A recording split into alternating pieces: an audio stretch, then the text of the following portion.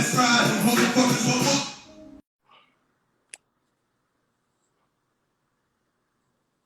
Word up. My guy. Yeah. What's going on? What's going on? You know, I'm not good with this Instagram shit, man. This shit. I was sitting there trying to figure this shit out for a long time now, man. It's crazy. Nah, I can dig it, man. I appreciate you. Let me just give you the dope introduction. Listen, world. Y'all know what time it is. It's the legendary Chris Gotti, Murder Inc. CEO, businessman, entrepreneur. Yeah. You know what I'm saying? I gotta keep it 1,000. I'm from Long Island, but we grew up on Murder Inc. You dig what I'm saying? Man, that's what's up. You ain't the only one. Your sound went out. I lost the sound. I don't hear you. I said, we appreciate you. Thank you. We appreciate you from Say Word Podcast, my guy. You've been an impact to the culture. Thank you so much. Yeah, thank you. Thank you for having me, man. I appreciate it. I wanna take it from the beginning real fast. I ain't gonna keep you long. Growing up from Queens, you're from Hollis, Queens, right? Absolutely. Just let the world know like the impact that Queens had on you, the culture, and who basically gave you who basically put that hustle mentality at you guys, instilled that at an early age. Well, Queens, what Queens really did to me when I look back and think about it, it showed me diversity. With Jam Master Jay, God bless the dead, and Run DMC, they lived down the block, so we seen people that was right next to us doing it at the highest level. You know what I'm saying? And then that gave us so much confidence that like, man, we could do this too. Like they would come over like Jay would come to the house and hear the music Irv was doing it. Irv was a DJ, but Irv would make little beats and stuff like that. And sure enough, man, it was just the confidence, like we could do it too. We just as good as these guys, and they on top of the world. And in Queens, because like I said, what's different from Queens versus these other boroughs was we had more diversity. I was dealing with from Spanish people to Jamaicans to Haitians. I mean, Word. I grew up with all Haitians. Okay. You know what I'm saying? And Jamaicans, it was Jamaicans and Haitians right there. And again, but then you had, you know, different nationalities. I mean, all types of, nationalities where we was at, like would come in into your life and you would deal with them. And it just gave you a different variety of people you dealt with and how to deal with them and the type of people they are and what their beliefs are. And you didn't realize as a youngster, so I'll be sitting there saying that I was thinking about that when I was young. I would be lying. But when I got into the business world, it started coming into effect. Okay. You know what I'm saying? And it was like, oh, he just like this person. Oh, he just like that person. And to me, that's why Queens is, when you look into music, we got so many people that came through Queens, that came from Queens, that area. And I believe that's one of the bigger part of reasons it's like that. I want to, speaking of Murder Inc., just take the world back, because Murder Inc. was such a like legendary dynasty even to this day. Just the impact on the culture. How did you and your brother, what did you guys just like, when you sitting around, y'all just thought about like, you know what, we're just gonna put this together, we're gonna shock the world. What was your mind, what was you guys' mindset? Just chilling at the crib. You know, keep it 100 all the way, you know what I'm saying? Is and you know, I could touch on Queens a little more too, because what else Queens did was, and I'm gonna answer that question, but I forgot one other part. Queens had a bad rap.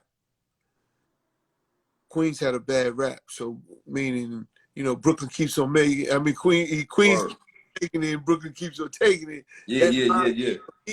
For me personally, that line was so raw, but it caused so much chaos in my life, like so many fights that I got into just because I'm from Queens or from Hollis in general. Like I fought my whole adolescent life just because of that.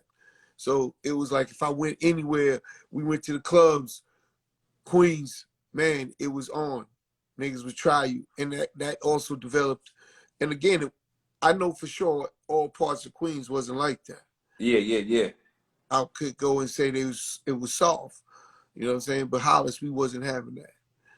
Hollis wasn't having. We was repping Queens all the way, wherever we went, all the time, and that created a real toughness also. So that definitely had a huge effect on me and my brother coming through Queens. And now, when you mentioned how did Murder Inc. get started, it wasn't because we said. It definitely wasn't me. Irv did not sit there and say, "Hey, I'm gonna start a record label." It was Irv told me I was doing construction. Word? At the time. Yeah, this is a true story. And you know, I was funding my brother, but then he got popping. Okay. Right? I was buying records and equipment and shit like that. And man, we get it rocking. And then next thing I know, he's calling me like, "Yo, I need you to come back." When I was doing it in the beginning, we wasn't making money. Facts. Taking them all over the place, you know what I'm saying? I was taking Irv everywhere, battling as a DJ. Irv was DJ Irv. Then he started producing, and then, you know, like I said, he started building on his own, getting his own wind under him, and then he calls me saying, "Yo, I need you to come run my production company."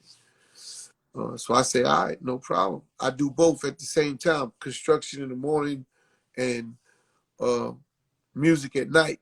Wow. Yeah, I burned out. I did it over a year and a half, almost 2 years before I burnt out. Wow. And then I just stopped construction. But when I come in, he tell me, "Yeah." I said, "What you want me to do?" He says, "Well, I sell beats."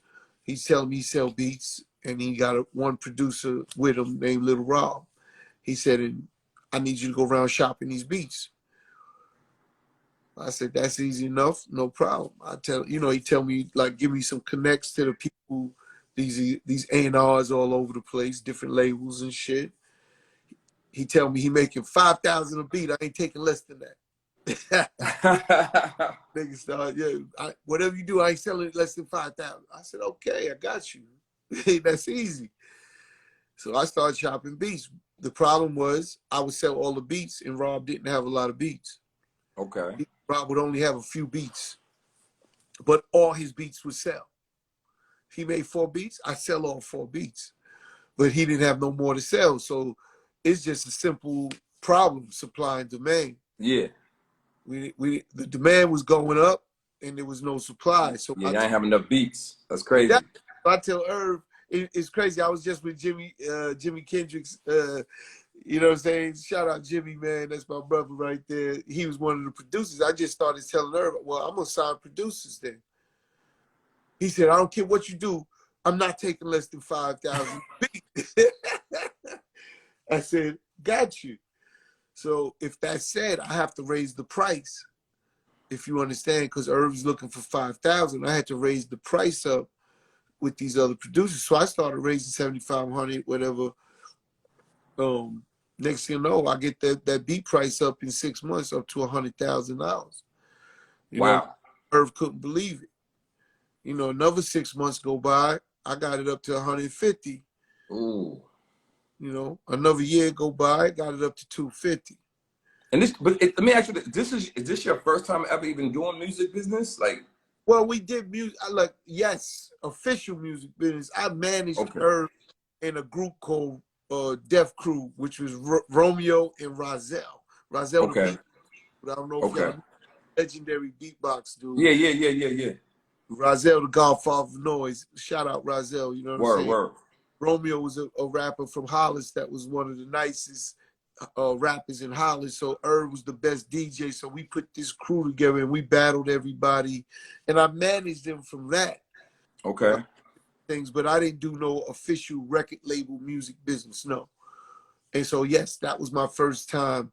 And again, I sat with lawyers, studying and learning. I sat with accountants. I was just, and picking brains and listening to get to the real shit, like to get to what's really real and how it really works.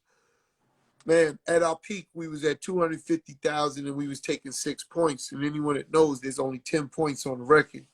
5 for the producer, 5 for the writer. And Irv I had it where we was taking an extra point from the writer.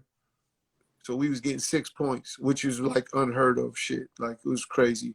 Irv's official goal wasn't to have a record label. It was to be the biggest producer in the game, which Wow. I made Irv the biggest producer in the game. Talk that talk. This is legendary. Y'all know what time. I love doing this show because like when you hear stories like this, and I see the comments of people are so inspired because they don't even think that. Like the world be thinking like, is that easy? You know what I'm saying? Not easy. It was nothing but hard work. And again, in not looking up, I didn't look up. It's like all these things were going on and I wasn't thinking about nothing, right? Except for making sure he got what he needed. That's all I thought about is what does he need to make it, because he wanted to be the best and biggest producer. Irv is in the Guinness Book for being #1 as a producer 48 weeks out of 52 weeks. Wow. Yeah, with multiple different artists. You know, Wow. so he produced like 6 different artists, and each one took each other out at #1, and he was the producer of each of those songs. So Wow. you sit there and understand that, you understand how big Murder Inc. was, because it wasn't just Murder Inc. artists.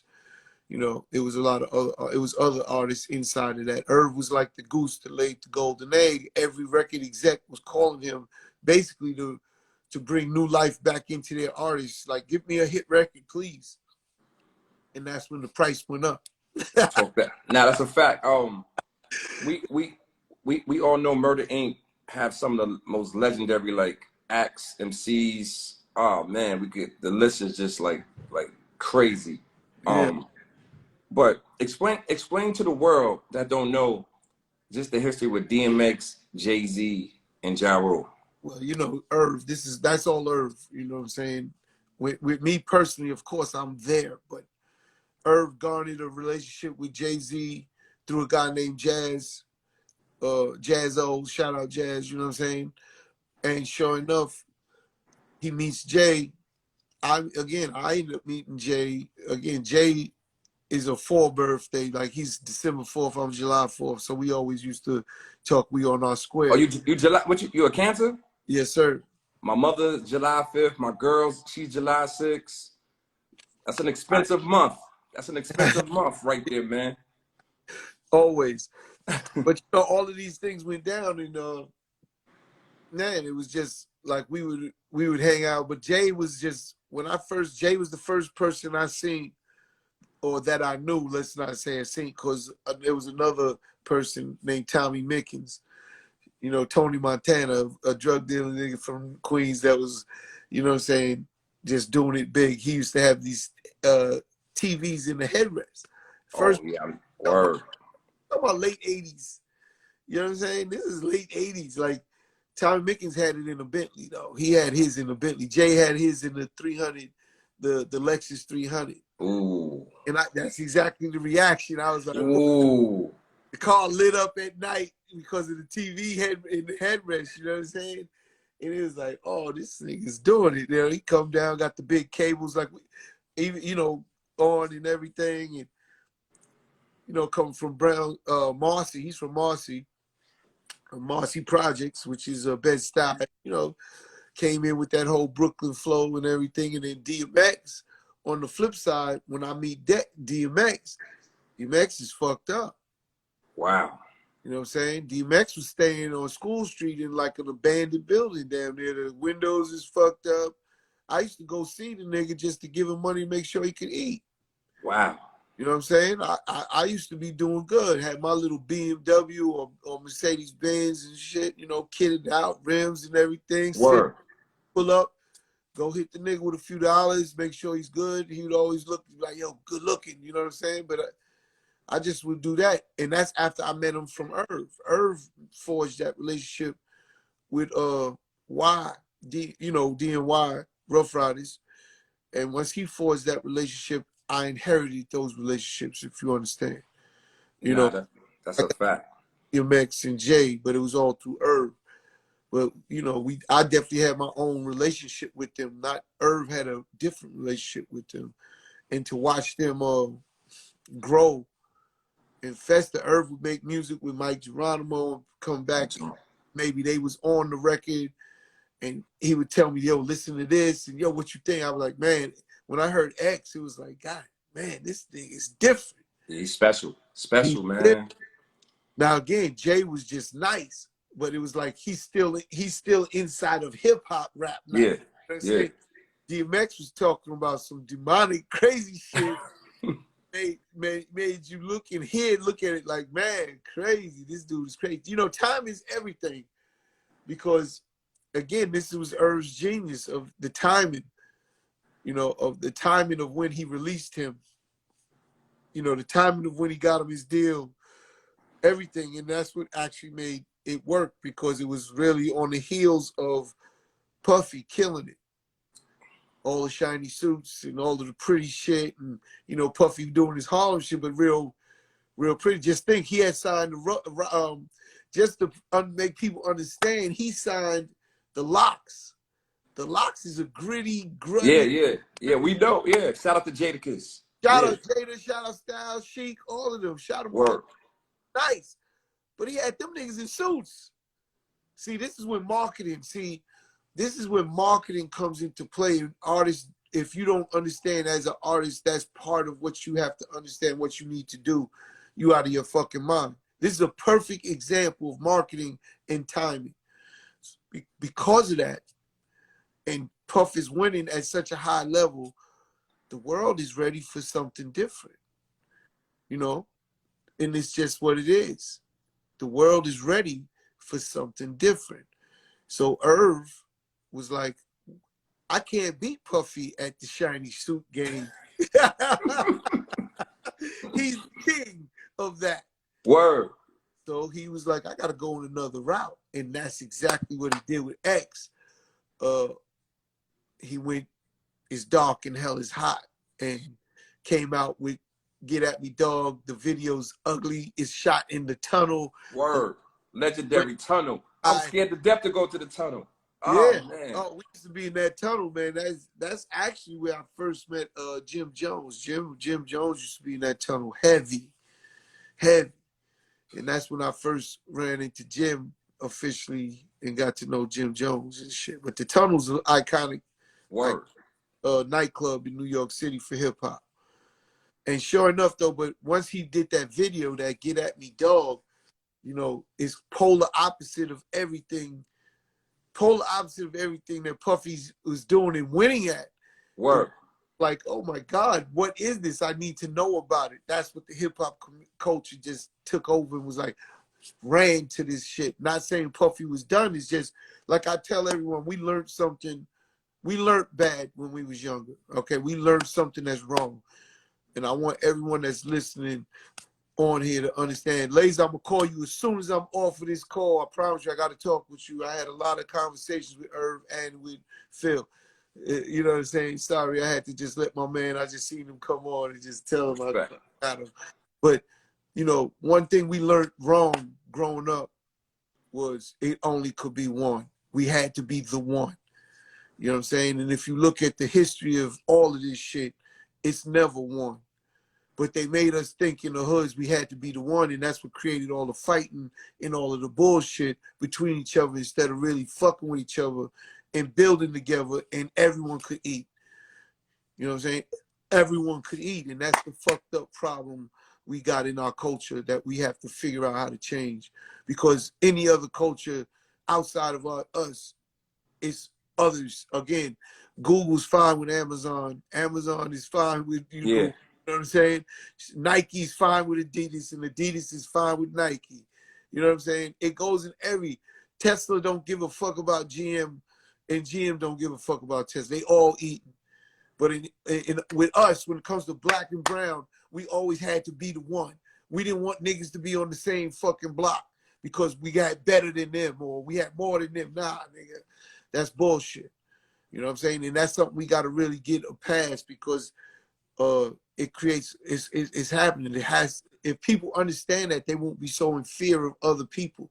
Like, for instance, DMX and Jay started out with beef. You know what I'm saying? Word. They had that battle and they didn't. Oh yeah, legendary. I remember that. But DMX could exist and so can Jay-Z. I could like both of them. You could like 50 and Ja Rule. You didn't have to pick. You know what I'm saying? It's just two different Ooh. music. Yeah. And exactly the same thing I'm talking about is what happened with John in 50. Everyone said, "Oh, he's singing," and 50 came in, and they was like, "Oh, 50, he's," and then he started singing, and everyone didn't say nothing. But see, that's the trickery they fooled us with. We don't need to worry about that shit, yo. And that shit's such a big problem is crazy because I see it in all the younger kids still, you know, thinking they gotta be the one. You could like Little Baby and the Baby. You know what I'm saying? Facts. You could like Drake, you could like Future, you could like Lil Wayne. It's all good. There's no beef there. It's all good. You again, and that's when everyone could eat. Do you ever think New York City would be like that ever again? Like that era of Bad It's Boy, Murder Inc.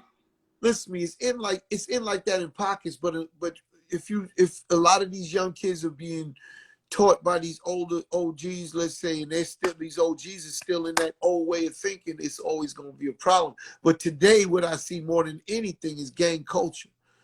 Gang culture is really what's rampant through hip hop and running hip hop. You know, God bless the guys out in Atlanta with their case right now. You know what I'm saying? Good luck. Yeah. Told Praying them, for them. I put it out on every podcast I talk. If they hear my voice, I promise you they should holler at me, just so they know how to prepare for something like that. Because I did that at the highest level too. And I said, you know, they need to understand certain things. Not saying I don't know what they did. I don't know if they're guilty. Not yet. That's not what I'm talking about. I'm talking about just preparing for the fight they in and going through it at that level. If you really walking through it, if you know, I didn't cooperate. If that's an option, then it's not to talk to me. They don't got to talk to me. But if they talking about really fighting the system or the government, whatever the fuck it is, for their freedom, you know, I believe I have a lot of inside information that they would need to hear and understand for themselves and added value to them actually protecting themselves from being free. I mean, I wanted to touch on that, man. How did you and your brother even bounce back from that? Just mentally, the mental side. God is great. You know, at the end of the day, everyone always says that. I never, and this only one time in the trial I was actually like shook. During the whole procedure, remember we was under investigation for 3 years before they brought up a trial. Over 3 years, almost 3.5 years before they brought the trial to a case, to go to court, to go to trial. And I never was, and I'm not trying to act like I'm something different. I just didn't think God had this in my plans, and I know I ain't do nothing wrong. All I did was empower people and help people. You can't tell me I did something wrong. I don't give a fuck what you're talking about. I didn't do nothing illegal, right? If fighting was illegal, then yeah, I did that, right? I fought a lot. I touched a lot of things, you know, on some respect shit. Not because I'm out starting fights, but someone else, maybe they poked the bear, and then when the bear fought back, they was upset. Word. I'm a dude that if you say something, I'm gonna give you every excuse to let it not be that. You know what I'm saying? We used to have an expression, if you insist, we will oblige. And that was from Preem. Shout out Preem, you know what I'm saying? He's like, you know, that line that Jay-Z said, it's a full-time job not to kill niggas. That was Jay-Z, that was Preem's line. Preem used to tell Jay that, and Jay was like, ooh, that's cold. And that was Preem, like, and that's what we meant. Like, if you insist, we like we didn't want a problem or nothing, but that's what we do. If that's what it is and you can't stop it, what you gonna do? I'm not running from it. That's damn sure. So it was a lot of that.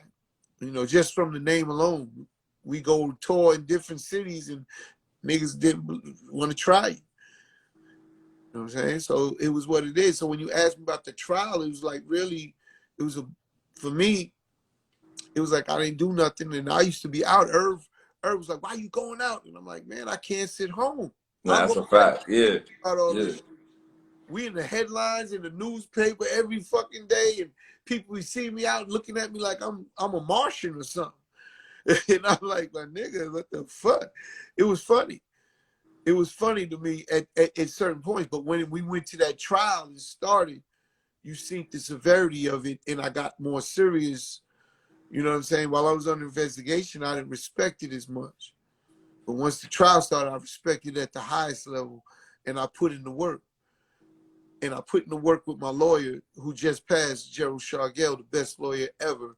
You know what I'm saying? They called him the Superman in the courtroom, but that nigga was, you know, unbelievable. A person in my life, you know what I'm saying? And as far as helping me maintain and stay here so I could do this interview with you. You know what I'm saying? Yeah, he just passed, and I had a lot of reflecting, and I was like, damn, I wouldn't even be home yet. I would still be inside. I would still have like a year and change just before I could get out. So thank God for Gerald Shargell, you know, and his knowledge of the legal system and everything, man. He was amazing in that courtroom. I ain't gonna front. You guys got the dopest last name though, like for real. You know, what's that? You know, Gotti's not my last name. I know. I'm talking about just like the name though. Y'all got like the dopest name though. You know what I'm saying? Appreciate it. But you know, Gotti was a nickname Jay-Z gave to Irv. Yeah. It just stuck to me because if it's Irv Gotti, that got to be Chris Gotti. Yeah. My nickname was Joe Hard. Okay.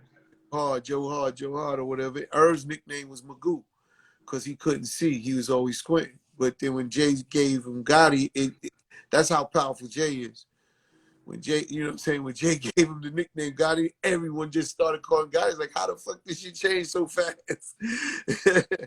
Did you at that time, taking it back to that time of the essence, did you ever know Jigga would be like this? Did you see this? Again, yes, different. I'm talking about the business side, not the MC. I know, like, okay, you know. So Irv used to tell him, and I was in full agreement with Irv. He would tell Jay, I'm talking about early, Jay, this hip hop, you could sell a candy bar. We could have Jay-Z candy bars. You could have fucking Jay-Z potato chips. This is early. This is in the 90s. Word. Before this co-marketing shit existed. See, Irv is a visionary. And I realized this from a very young age. Irv see things in front of it before it happened. And he would tell Jay, and I'm going to tell you the day Jay-Z came back and said something. Jay-Z gets a clothing line. Rockefeller, you know, what was it? Rockaway. Comes back and tells Irv, yo, you right. Because why did he say that? He didn't say because he got a clothing line. He got it because the people he did the deal with was so inclined. They wanted to partner with him with mad other shit. And he came back and let Irv know, like, nigga, you right. We could sell anything. And then from there, it's like, it's just time. You know, everything take time. It's like people want shit like yesterday. Well, go hit fucking lotto and you get it. You know what I'm saying? Go get that Mega Millions. I think it's like 600 or 700 right now. Go hit that shit. And you got your bread right now. But other than that, you better be prepared for the long haul. So to me, it was like, you asked me that question. I already seen he was going to be this incredible artist, one of one, different, nice. You know what I'm saying? And the nigga's a plotting nigga. He's not he's a thinker. Yeah. You know, it's different artists. You know what I'm saying? Jay was a different type artist. This nigga was sharp as a motherfucker. And then add in the Brooklyn fucking upbringing, which is cutthroat killer, and you have Jay-Z. So if you add in those things, and then you gotta add in Dame Dash with the Splash of Harlem. That gave Jay a lot of that swag too. See, Brooklyn was gruddy. It grimy. Yeah. We talking about, man, Brooklyn was killers. Like, so that's, you know, I was born in Brownsville, but I was raised in Queens, in Hollis. But Brownsville was from. We got family in Brownsville. I know all of that Brooklyn shit. See, this is what Queens, when you was from Queens, the right version of a Queens nigga, this is what it was. So I have family in the Bronx. I have family in Brooklyn. You know, Soundview Projects. You know what I'm saying? I'm all over the city, so I had the exposure of everything and got to see all of those things very easily. Where a lot of people from these other places, they were stuck in their environment, so they one way. Me and Irv, we was exposed to, from all of those things. Then we was exposed to super wealthy lawyers and shit that was friends of my sisters or whatever that was. Different exposure, different knowledge, different information, different way of approaching life. It didn't take us as long. You know what I'm saying? So we got to get to it. We understood more maybe than maybe the average kid at that age, or you know what I'm saying, coming through. And that's the truth. And we was exposed to real gangster shit, to real, and Word. to this day, I feel that's probably one of God's gifts for me, that I could take the most hood nigga and make him understand the rich nigga, and vice versa. Take him to a fucking president, a king. The diversity side. And everyone respects me at every level, from the bottom to the top. And that to me is very rare. You know what I'm saying? When I look back, you know, and I make sure I protect that. That's a big deal. But I feel that's one of my biggest gifts. I feel like I'm a bridge. Like I'm here to be the bridge for people to get from there to there, like to get over to that other side that they might want to get to and maintain who they are. I'm Word. not anybody to change. Just be true to who you are and let's go. You know what I'm saying? And I've done that so many times. I know it's real. It could happen. You know what I mean? It could absolutely happen. You just got to understand that. I'm trying to make you understand how you got to keep what you do in business. And that to me is really impactful, empowering. I want to go to a couple other names. I ain't gonna keep you that much longer. Ja Rule. I remember Cash Money. I remember for my clique. This is for my clique and that first group. Was that y'all group at first? Yeah, that's Cash Money Click. That's Irv Oh, signed Blunt TVT. Irv was running Blunt TVT. This was our very beginning in music of official record label business. You know what I I'm saying? bought that single too. I might add. I ain't have no money, but I seen the single on the Ave. Listen, I was on Jamaica Ave one day and I bought it. Like they had some great records, man. It's Yeah, like the Fortune joint was dope. fuck the fame. Like again, and then for my clique, and you know, Mike Geronimo was already over there rocking, and which Irv brought over there, and then you know, Irv touched over there from Pitbull to Little John. You know what I'm saying? These all came through Blunt Records. Wow. Yeah, Pitbull? yeah, Pitbull, man. Pitbull, if you watch his documentary, he was like, he gives Irv all the credit for becoming Mr. Worldwide. Wow. I never even knew that. Wow. Irv told him, he said, yeah, just from his look, and in hip hop, you know, the Latin part of it was never prevalent. It's like no one's gonna believe you. Pitbull was a hell of a rapping nigga. Rap. He could rap? Rap. Battle rap. Word. Wow. He got the name Pitbull. Okay. And Irv said, nigga, your words is nice, but he said, I don't believe you. In this game, you gotta be believed. And he's like, you should go like this. And Pitbull took that to heart and changed his whole shit up. And that's why he wouldn't do his piece without doing Irv getting interviewed. He was like, because Irv changed his whole shit for him. And then he thanked Irv crazy because he was like, yo, he made me get to where I'm at now. Ja Rule. I mean, One of one. Yeah, you already know what time it is, like with Ja Rule. Basically, like, you know, what the world missed is Ja Rule. They Yes, missed. I believe that. Greater records and as great a run he had with music, he was still getting better when everything hit. And it derailed or detracted him from being the best. I mean, artists like Ja's talent is bar none. There's no dope. I put him with anyone, it's not a problem, it's not an issue. He's really like that.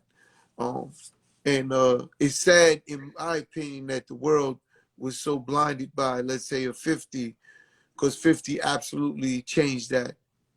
Rule could make all types of records.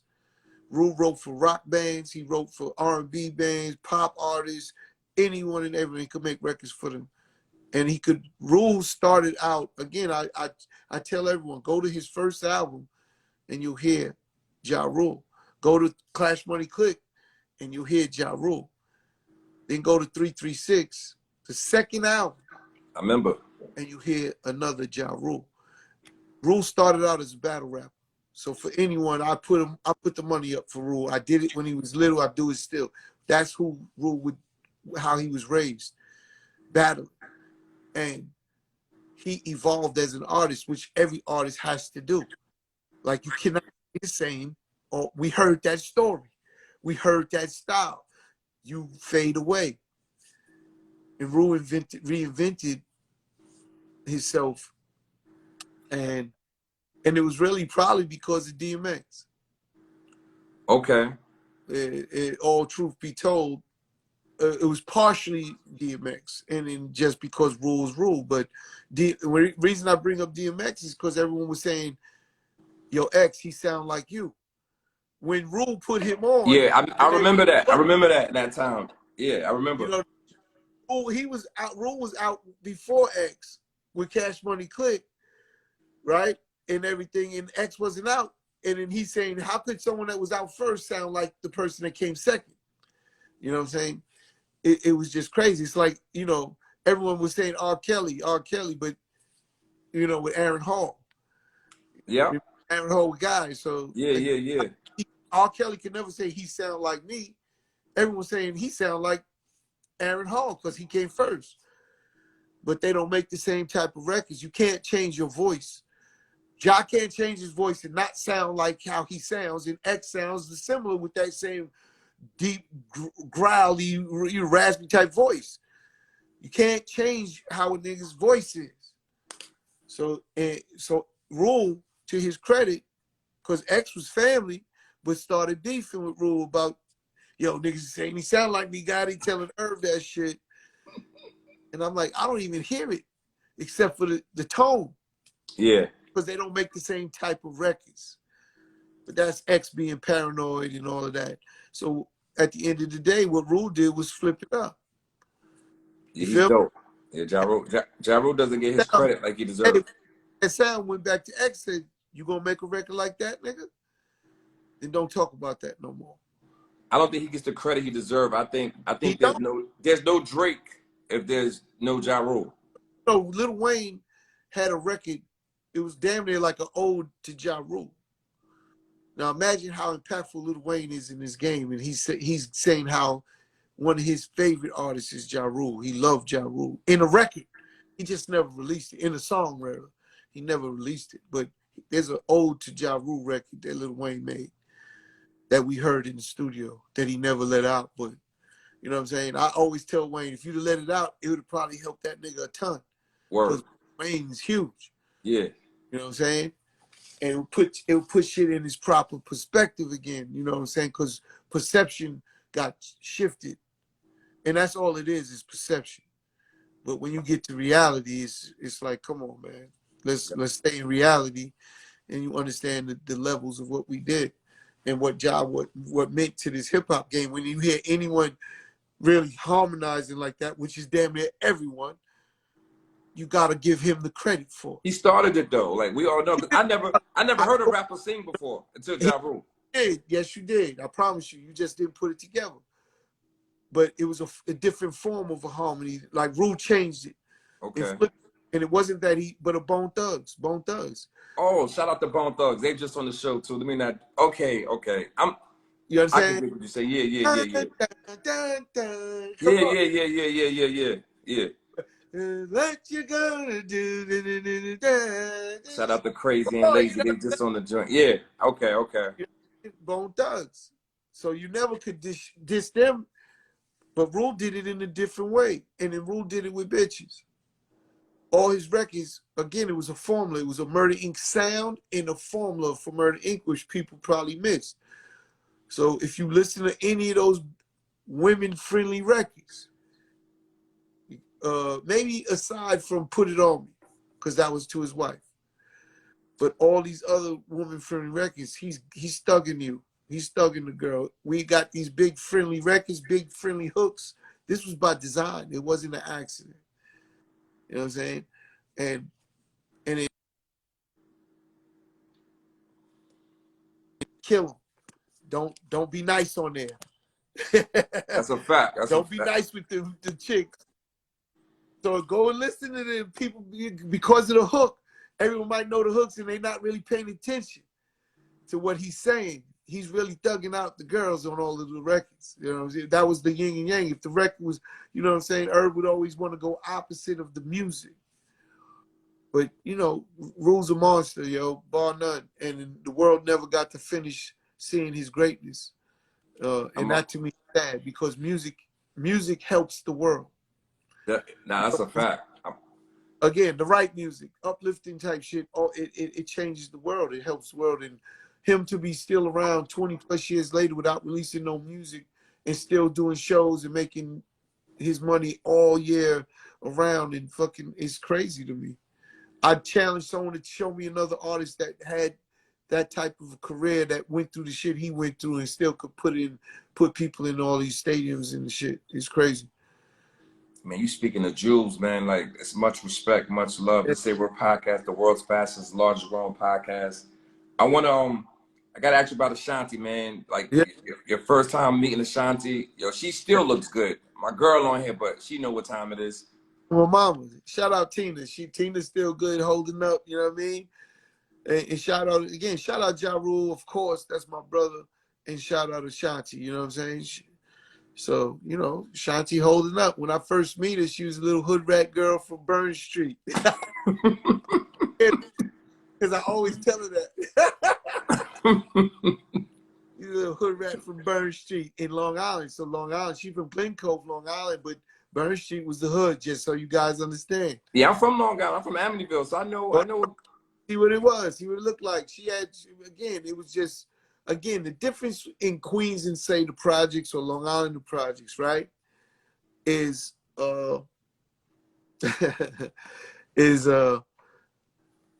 houses versus projects. Yeah. Big difference though. Yeah. Projects, you basically living with 1,000 fucking niggas. When you're in your house, you just with your family, but right next to you is another crazy family, and so on and so on. But it's houses and backyards and in Brooklyn, Bronx, you living in projects, and you basically everyone under the same roof. Yeah. Understand what I'm saying? In the project. So there's a lot of personality challenges when you talk about so many disagreements, and you got pranksters, you got killers, you got everything all under one roof. Everybody aggravated. And everyone's fucking hot, especially in the summer, because they can't get no air conditioning or nothing. They sweating. And, oh, man, it's crazy. Ain't nothing like New York. I tell people, I live in Houston, Texas. I tell people all the time, ain't nothing like New York, though. Like, New York is like... Nothing. And not saying that New York is the worst, because there's way worse hoods, but it's nothing like New York. It's nothing. Yeah, man. They don't know. You know, traveling showed me there's worse hoods than what we got here. So it's always like when I tell young kids, I said, if you get out your hood, it'll help you. It'll help you learn better and understand that, you know, and maybe that'll make you not be as crazy as you are. What up, Tough? That's a fact. I'm gonna put you on the spot real fast before I get you up out of here. You gotta give me your MC Mount Rushmore. Oof. You know, it may be evolving, man. It's like, see, it's just like basketball, right? Generational, right? Lyrically, if again, I'm old school, right? I'm old school. So, but I'm also, when I say that, I'm a very open-minded old school person, meaning I know it cannot stay. Everything in life changes, you know. Go to the best anything, and if you compare it 30, 40 years ago to today, it's not even close. Nah. You know what I'm saying? So, again, you have to almost give me, for Mount Rushmore's, to be fair to every artist, right? It almost has to be generational. Give me a time slots. See, people, you know, I look at the war, right? The war shows, the reason the war shows is whack is because they only consider rap. And that's not real. We have genres of rap. And they need to classify each genre of rap or type of rap and give those awards out for those genres. Because you can't tell me Tyler the Creator is the same as fucking Jay-Z. And I love Tyler the Creator. No, you understand? You can't. No, that's a fact. No, for real. No. This is two different types of rap. And I love Tyler the Creator. I'm just but it's not fair to all of the other, because they don't, it's different, and it's really, that means it's so opinionated on the people giving the award. It's foul, right? Yeah. You know, I tell everyone all NBA games are fixed. Why? Because the commissioner tells the referees how to call a game. That is fixing the game, whether you understand it or not. A foul is a foul. But if you tell me, okay, today we're gonna let that not be a foul, you gotta do this much more to be a foul. It's the same shit.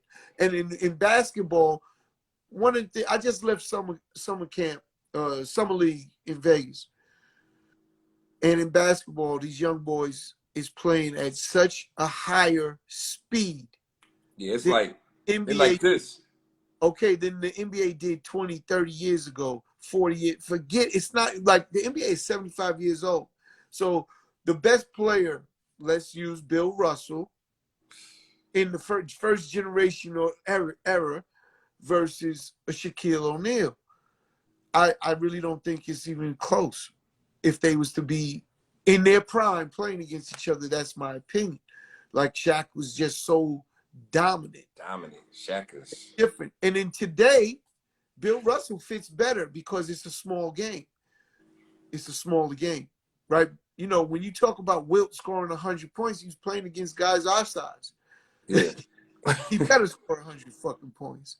You know, and that is the difference. So it's very difficult to compare and put them in, because even the guys that was on the floor back then, maybe you had two guys that was really good. The others was regular. Today, the level of athleticism, the speed of the game, you know, the rule changes, yes. I mean, but today they are playing a super physical game, and they do not give the credit for these young kids today. Now, maybe about 5 years ago, 6 to 10 years, the game was soft, right? And they was like, oh, these guys are weak. Yes, I agree. But today, they letting them play so much more. Just look at the finals. Watch the finals and see how physical Boston was playing against a Golden State. And you tell me what teams could have dealt with that physicality at any era, any year, with the level of talent, of the speed. When you watch let's go to, you know, I'm with Michael Jordan first, right? I feel he could have transcended in every era today still. Yeah, he's the greatest. In my opinion. He met every challenge. He was super athletic, super talented, super smart. I don't think that changes, right? He stays in every era to me, but he's like one of one.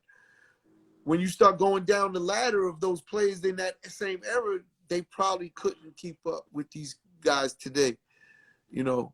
And that to me is a big deal, the speed. So why do these young players, they say, oh, they're not as skilled today? They are probably more skilled, but because of the speed, they have to make a decision. They make more mistakes. So that's the difference. And once they adjust to that speed, it's lights out. It really is. It's lights out. You know, and Gilbert Arenas said something. You remember him, Gilbert Arenas? Yeah, that's my guy. He played Washington, played with my cousin. Gilbert was nice. So real. He said they had problems when Grant Hill came in. He said Grant Hill was only doing maybe 2 different moves. He said these guys today are hitting you with 4 moves, 5 moves. There's no way you would have defended them and stayed in front. And then there's a part of me has to agree when you seen Allen Iverson come in and hit Mike with the boom boom. Yeah. And Mike, just for a jump shot, nothing more, nothing less. Not saying he killed Mike, because Mike was so dominant. For him to just get off a jumper and hit it, it was like, oh my God, did you see it? You know what I'm saying? Mike had 35 that game and won the game or whatever. I forget all the stats, but that's what it is. It's, you know, it was like we was looking for something to beat Mike, and AI came in as a youngster and just bopped him, bop, bop, and hit him with one and hit him again and caught it and made the shot. If he missed the shot, no one even would have talked about it. Thank God he made it. You know, AI is my brother. That's shout out Allen Iverson, man. And he made it, and everyone went crazy. But in today, think about these players I'm talking about. Like they got that. Look at Jalen Brunson just came to the Knicks. Yeah. Where do you rate him as a top guard? Because he's not even probably in your top 10. Nah, he's not on the radar yet, but he But nice guess though. what? He's He's nice. a killer. He's a killer. Shout out Jalen. I was just with him, and shout out his pops, Rick. Those my Rick Bronson, Temple University. Come on, that's my man. But at the end of the day, Jalen's a killer. And then if he's not in the top 10, just imagine what else is up there. Because when I put him, I could put him against all these guards back in the day. Like, he's a problem. Again, speed is what really differentiates between older teams today. You know, it's seconds to get across. Before it was 10 seconds, right, to get across the half. So just understand how that 2 seconds is huge. Huge difference in basketball. You know, and then the game has sped up. The game has changed from with the 3-point extension. That's why big men are non-existent today. Everybody's shooting threes. There's no more Shaqs. There's none of that no more. I totally understand. So let me ask you this though, to go back to that. The Mount Rushmore hard thing. I'm gonna go to the era. Listen, I'm gonna go to the era from like the late '90s, because you guys started in 1998, I believe. Y'all organized in 19. Am I correct? Was it '98? With Cash Money Click or what? Or with Murder Inc? Murder Inc. Well, Murder Inc is actually when Ja first released, which was 2000. Okay, let's take that era. Let's take that era from the MCs from that era from 99 to like okay, the DMXs, the Jay-Z's, the Ja Rules, the Mike Geronimos, the Fat Joes, the Big Puns. That era. Jay-Z's number one. You know, this is just my opinion, right? In order to be the greatest or the best at anything, you need time. And it's not my fault that we lost Biggie Smalls so soon. He had the potential. If you just watch the movie, the nigga was thinking about quitting. They forced him to make that second album with the double album, right? He wasn't working, and then all of a sudden he said, all right, I'm going to do another one. Again, that's what makes someone great, that time, test of time. No one could say it better than Jay. So he has to be the number one. Again, I would go with Biggie as number two. With that said, I still would believe in Biggie. I just can't give him the number one spot because he didn't give me time. Right. It's difficult, you know what I'm saying? Again, I got Nas in there. Gotta give Esco a look. And Esco, I put these other guys in front of Esco, and the reason I do is because Nas, again, would take so long to make music. It's rap. Oh, okay. It's rap. This is hip hop, yo. This is not creating Beethoven symphonies and shit. So whatever his reason was for taking the time, again, you know, was a problem.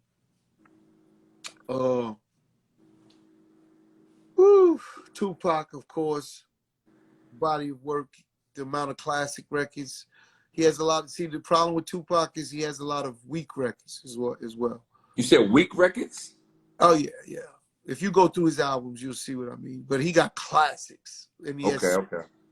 But I could blame the labels because they was just making him fucking push it out.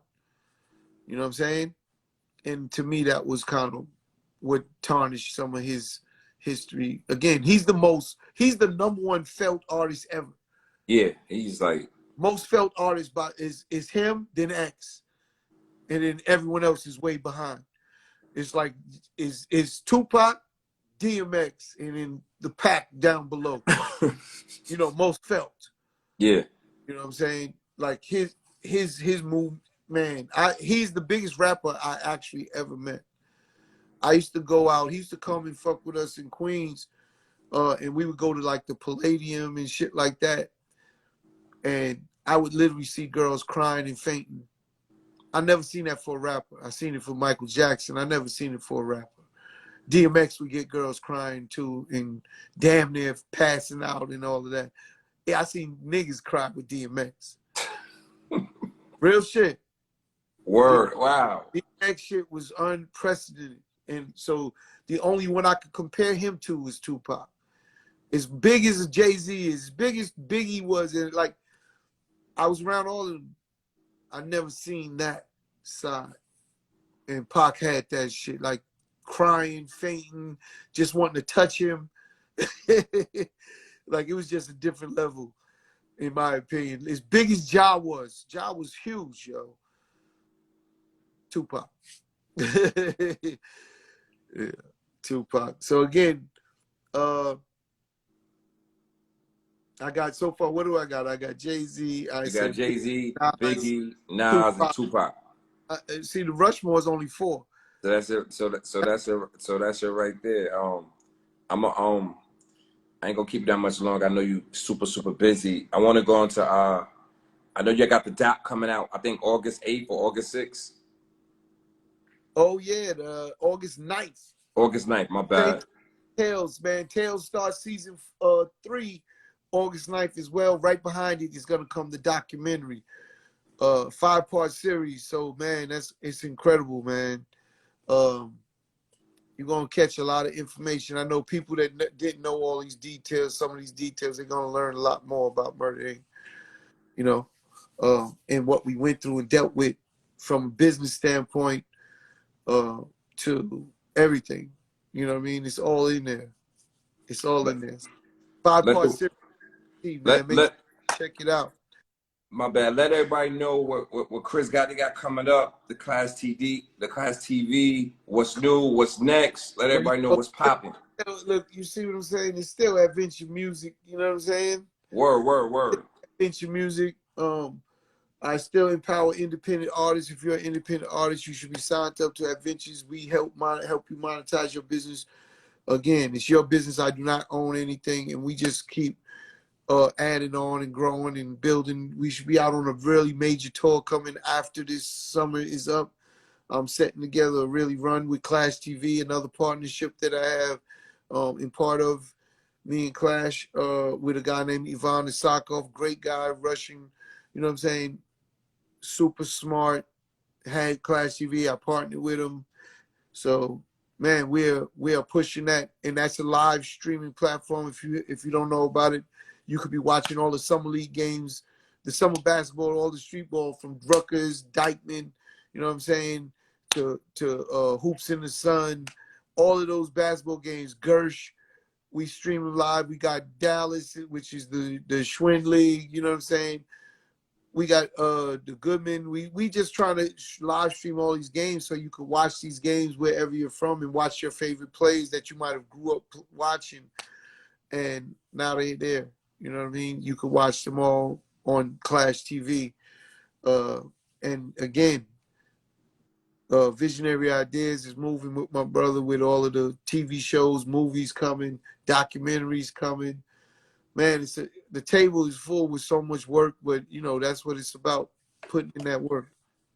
Man, y'all know what time it is. Y'all heard it first. The Say Word Podcast, the world's fastest, largest growing podcast. Let me not forget, I got a podcast too, you heard? Okay, talk that talk. Man, I got a podcast too. I'm almost forgetting we just reached 250,000 listeners. So, you know what I mean, we moving. It's called Giving Them the Business. You know what I'm saying? Okay. We just did an interview with Ricky, an independent artist right now. My niece, she's just dropped her single, Stingy, written by Jazz Laser, you know what I'm saying? Another dope artist. And man, we just moving, but the podcast is doing well. Everything's moving, man. So it's all good.